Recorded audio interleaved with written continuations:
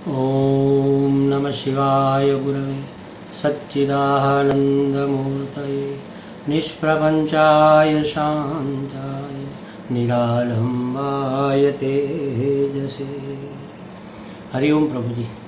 आज के इस प्रश्न परिषद में आप सबका स्वागत है। आज का प्रश्न कलकत्ता से रीटा भट्टाचार्य जी का है। उन्होंने लिखा है, महाभारत एवं गीता जी में अष्टादश संख्या का बाहुल्य क्यों है? 18 की संख्या का बाहुल्य क्यों है? पहली उपनिषद ईशोपनिषद के भी 18 मंत्र है। अध्यात्म चर्चा में ये अष्टादश संख्या का क्या महात्म्य है? पहले तो मैं आपको बता दूं कि इस प्रश्न परिषद की चर्चा में इस प्रश्न को मैं लेने वाला नहीं था। मैं पर्सनली उसके साथ फोन पर बात करके ये बता सकता था, लेकिन फिर मैंने सोचा कि चलो ऐसी जिज्ञासा भी कई साधकों की होगी और होती है, हमारी भी पहले होती थी। छोटी छोटी बातें जानने की वो होना ही चाहिए। अध्यात्म में अगर आगे बढ़ना है तो हर एक बात को, एक एक छोटी से छोटी बात को भी ठीक से अपने तर्क से समझकर आगे बढ़ना चाहिए। लेकिन हम इस प्रश्न का इस चर्चा में उत्तर इसलिए नहीं देना चाहते थे क्योंकि हम इस प्रश्न का उत्तर नहीं जानते, पहली बात। लेकिन फिर हमने क्यों ये तय किया कि चलो इसमें इसकी चर्चा करें। तो महाराज हमारा आपने देखा होगा कई प्रश्न ऐसे होते हैं जो एक वाक्य में उसका उत्तर दिया जा सकता है, लेकिन उसको द्वार बनाकर हम उससे रिलेटेड, उससे संबंधित कई आध्यात्मिक बातों को इसमें शामिल करते हैं जो हमारे बहुत काम की होती है। तो ये प्रश्न भी ऐसा है कि इस प्रश्न के उत्तर में हमें बहुत कुछ मिलने वाला है। हमारी श्रद्धा, सबसे पहली तो बात यह है कि श्रद्धावान लभते ज्ञानम, श्रद्धावान हुए बिना ज्ञान प्राप्त नहीं होगा। और उस श्रद्धा को दृढ़ करने का जो जो उपाय है, जो जो उसके लिए करना चाहिए, उसकी बातें भी हम इसके साथ शामिल कर सकते हैं। अच्छा, तो हम इसकी क्या चर्चा करें? देखो, एक तो हमारे अध्यात्म शास्त्र में, हमारे पौराणिक शास्त्र में, हमारे वैदिक शास्त्र में 9 की संख्या को बहुत महत्वपूर्ण माना गया है। क्यों? क्योंकि ये 9 ऐसी संख्या है जो पूर्ण संख्या है। हमें क्या करना है इस संसार में? जो भी हम कर रहे हैं, कमा रहे हैं, नौकरी कर रहे हैं, किसी से संबंध बनाए रखे हैं, कुछ संग्रह कर रहे हैं, पैसे कमाते हैं, संबंध कमाते, सब कुछ हमें क्यों करना है? क्योंकि हमें लगता है कि हम अपूर्ण हैं और हमें पूर्णता चाहिए। तो ये 9 का अंक पूर्णता का सिंबल है। देखो, 9 को 9 में मिला दो तो 18 होगा, 9 को 3 बार मिला दो 27 होगा। तो 18 मतलब 8 और 1 9, 27 मतलब 2 और 1 9। ऐसे 9 1 9, 9 2 18, 9 13 27। ऐसा करते करते आप चाहे कितनी भी बार 9 को गुणा करो या 9 गुणा किए हुई संख्या को फिर 9 से भागो, 9 ही आएगा। ये पूरी संख्या है। और 1 2 3 4 5 6 7 8 9, इसके बाद 10 मतलब 1 और 0 आ जाता है। इसके आगे कोई संख्या 9 से बड़ी कोई संख्या ही नहीं है। सबसे बड़ी संख्या, सबसे पूर्ण संख्या है, इसलिए 9 को हम शुभ मानते हैं। अच्छा महाराज, शुभ मानने से क्या होगा? तो जिसको हम शुभ मानते हैं उसको अगर हम जीवन में अपनाएंगे तो हमारी श्रद्धा दृढ़ होगी। श्रद्धा दृढ़ हुए बिना हम किसी चीज की प्राप्ति नहीं कर सकेंगे। जैसे कि समझो हम वैसे इसका वैज्ञानिक कारण भी होता है, ये रुद्राक्ष से, तो इसका वैज्ञानिक कारण भी है। इसके वाइब्रेशन बहुत अच्छे हैं, ये शुभ है। शुभ है तो हम इसको धारण करेंगे तो शुभत्व हमारे आसपास रहेगा, कोई अशुभ तत्व हमें परेशान नहीं करेगा। ऐसी हमारी धारणा, ऐसी हमारी श्रद्धा है। तो श्रद्धा है तभी तो सब पूरा का पूरा संसार श्रद्धा से ही बना है, और परमात्मा प्राप्ति बिना श्रद्धा के हो ही नहीं सकती, श्रद्धा से ही होगी। तो ये 9 का अंक श्रद्धा का द्योतक है। अच्छा, हम किसी को कह दे कि आप हमारे यहाँ जरूर आना, तो वो तो आएंगे, लेकिन अगर हमें खास करके उसको आग्रह करके बोलना है तो क्या करेंगे? तो हम 2 बार बोलेंगे, आप हमारे यहाँ आना, जरूर आना। हाँ, तो इसका मतलब है वो जरूर आएंगे। मतलब हमने आग्रह किया कि 2 बार मतलब दुगुना हो गया। दुगुना हो गया मतलब कंफर्म। हमें जो भाव दिखाना था, दिखा लिया। तो 9 को 2 गुना कर दिया 18। ये हमारा तर्क है महाराज, ये कहीं शास्त्र में लिखा नहीं है, हमने ऐसे कहीं से पढ़ा होगा, कहीं से सुना होगा, किसी महात्मा के सत्संग में सुना होगा, हमारे तर्क ने ऐसा कंक्लूजन निकाला होगा, इसके आधार पर हम कहते हैं। ये कोई शास्त्रोक्त बात नहीं है। 9 को हमने 2 बार कर दिया, दोबारा मतलब किसी चीज को हम क्या करेंगे, खुशी को हम दोबारा करना चाहते हैं, डबल करना चाहते हैं, तो हमारी खुशी डबल हो जाए। हम आशीर्वाद देंगे तो क्या देंगे, तुम्हारी खुशी डबल हो जाए। तो डबल का ये महत्व है। जैसे एक अंक होता है, मैं आपको कैसे दिखाऊं, हमारे यहाँ तो है ही, लेकिन चाइना में भी और ये अंक शास्त्र में भी देखो, ये अंक आप देख लो, आपको शायद उल्टा दिखेगा, पता नहीं क्या दिखेगा। 2 और 2 में से बन गए 4, तो क्या हुआ, 2 का 2 गुना हो गया 4, इसलिए ये अंक बड़ा शुभ माना जाता है। ऐसे लोग हथेली में भी लिख कर रखते हैं, शुभत्व के वाइब्रेशन को प्राप्त। हर एक चीज के वाइब्रेशन है महाराज, हर एक अणु के वाइब्रेशन। वाइब्रेशन का मतलब है उसमें से एक ऊर्जा निकलती है, उसमें से एक तरंग निकलता है, और जैसे तरंग उसमें से निकलेंगे वैसा इफेक्ट आपके ऊपर होगा। देखो महाराज, हम कहते हैं कि बुरे लोगों के संगत में रहने से हम बुरे बन जाते हैं। क्यों बुरे बन जाते हैं? क्योंकि उसकी तरंगे हमें प्रभावित करती है। अच्छे लोगों के संपर्क में रहने से हमें अच्छा बनने का मौका मिलता है, उसकी तरंगे हमें प्रभावित करती है। अच्छा, हम अच्छे हैं लेकिन किसी बुरे के संपर्क में आएंगे तो हमारा तो दुर्भाग्य समझो। ऐसा भी नहीं है। आप अपनी अच्छाई की तरंगों को इतना प्रबल कर लो, इतना प्रबल कर लो कि कोई बुराई की तरंगों वाला आपके संपर्क में आए तो वो आपको प्रभावित ना कर सके, आप उसको प्रभावित कर दो। आपकी अच्छाई के तरंग उसकी बुराई के तरंग का निस्तरण कर दे, उसका निष्कासन कर दे, उसका निराकरण कर दे। ऐसा होता है महाराज। देखो, एक हमारे पुराण में एक कथा आती अंगुलीमाल की, जो लोगों को लुटेरा था, जंगल में रहता था, वहां से निकलने वाले लोगों को लूट लेता था, उसकी उंगलियां काटकर उसका हार बनाकर पहनता था। देखो कितना क्रूर आदमी होगा, लुटेरा था, खूनी था, उंगलियां काटकर गले में पहनता था। आप सोचो तो सही, उसकी क्रूरता की कोई सीमा नहीं। ऐसे लुटेरे के वाइब्रेशन कैसे होंगे? उसके संपर्क में जो भी आएगा उसको डर ही पैदा होगा ना। लेकिन जब नारद जी वहां से, देवर्षि नारद जब वहां से निकले वहां से गुजरे, तो उन्होंने पकड़ा उसको। अरे तुम जानते नहीं हो यहाँ से, चलो मैं तुम्हें मार देता हूं, जो भी है तुम्हारे पास हमें दे दो। नारद जी ने कहा कि भाई तुम एक काम करो, तुम ये जो कर रहे हो ये पाप कर्म है, इसका फल तुम्हें भोगना पड़ेगा। तो तुम किसके लिए कर रहे हो? तो मेरे परिवार के लिए। परिवार इसमें क्या शामिल होगा तुम्हारे पाप में? हाँ होगा, क्यों नहीं होगा? नहीं नहीं ऐसे नहीं, तुम पूछ के आओ। क्यों भाई? वो पूछ के आता, क्या पड़ी थी उसको? एक कुल्हाड़ी उठाता, मार देता, बात खत्म। इतना तो क्रूर था ही। क्यों उसको लगा कि नहीं नहीं मुझे पूछना चाहिए? देवर्षि नारद के सत्कर्म के, शुभत्व के जो वाइब्रेशन थे वो उसको प्रभावित कर गए। वो ढीला पड़ा कि हाँ मुझे देखना चाहिए कि ये पाप मुझे ही भोगना है या कोई इसमें हिस्सेदार है।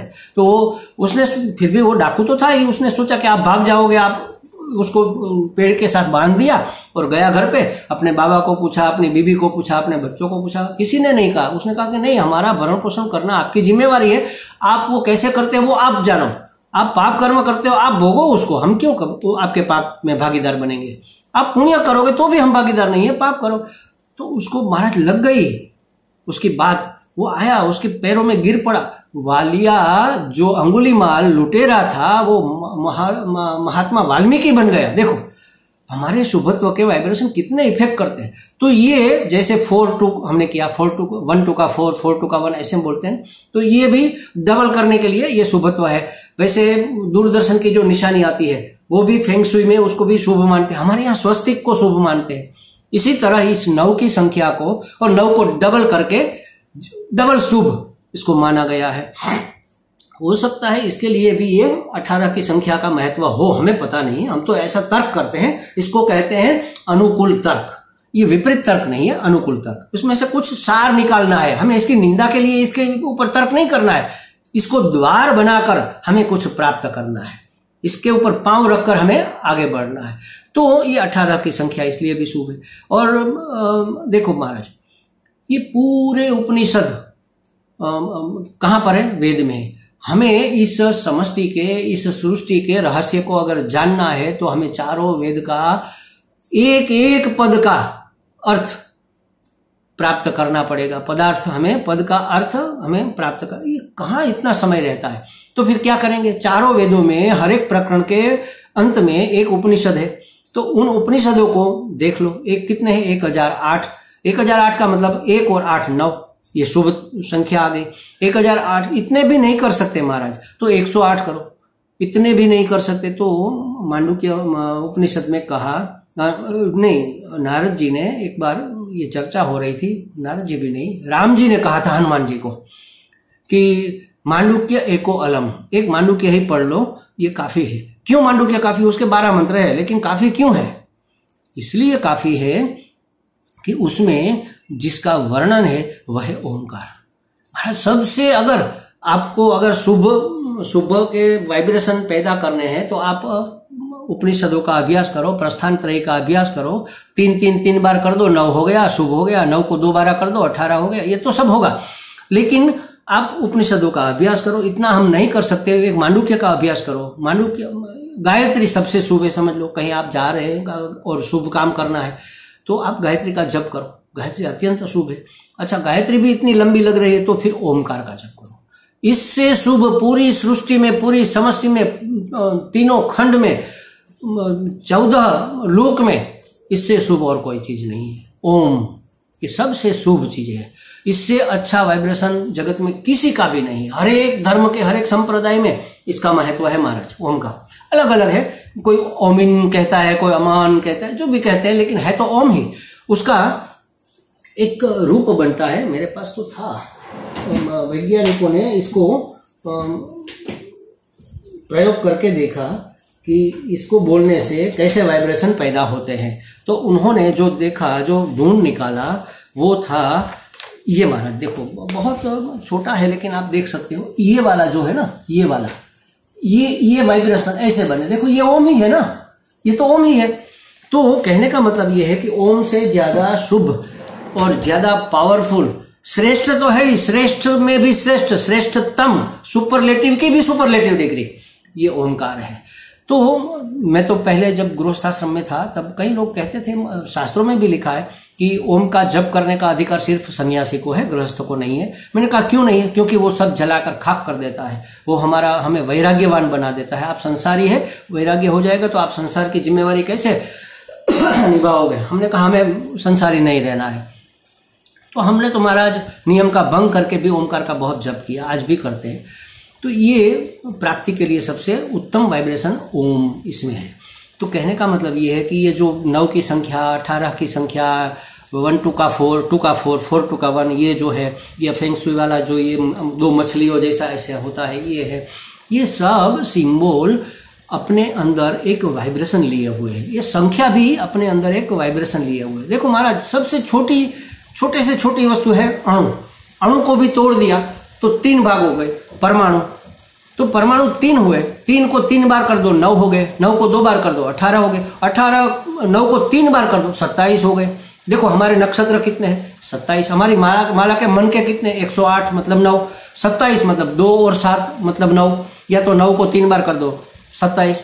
27 नक्षत्र पूरी समष्टि का बीज है महाराज। ये हमारा तर्क है, कहीं शास्त्र में नहीं लिखा है, वो बीज है। जो बीज कैसे है? जैसे ये सृष्टि बनी, उसका वृक्ष फला फूला, उसमें फल आए, आकाश पुष्प, पहले फूल आया, फिर ये नक्षत्र, मतलब ये फल में बीज होता है ना, तो ये बीज है वो, उसमें से फिर से सृष्टि पैदा हो। या तो ऐसा समझ लो, ऊर्ध्व मूल अधो शाखा, तो वो मूल है, मूल वस्तु है, मूल कारण है सृष्टि।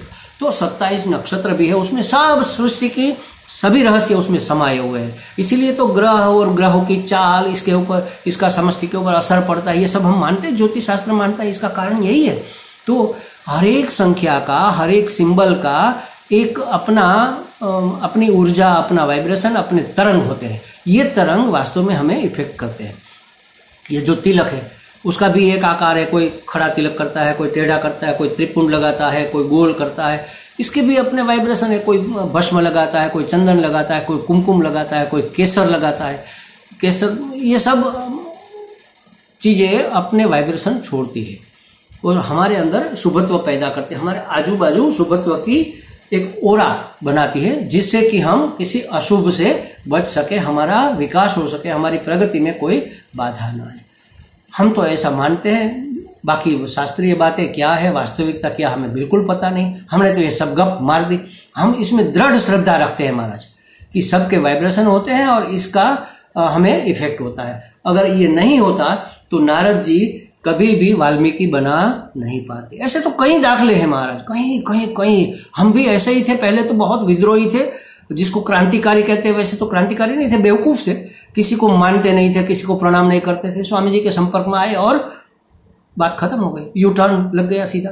उसके वाइब्रेशन हमें इतने इफेक्ट कर गए कि हमारा पूरा जीवन ही बदल गया। तो ये हो सकता है महाराज, हम भी उसके प्रत्यक्ष उदाहरण हैं। तो ये 9, ये 18, ये 1 2 का 4, 2 का 4, ये फेंगशुई की 2 मछलियां, या स्वस्तिक जो हमारा है, ये सब हमारे शुभत्व की निशानी है। ओम सबसे शुभ है, सबसे श्रेष्ठ है, और उसमें पूरी की पूरी समष्टि समा जाती है, सभी ज्ञान उसी के अंतर्गत है।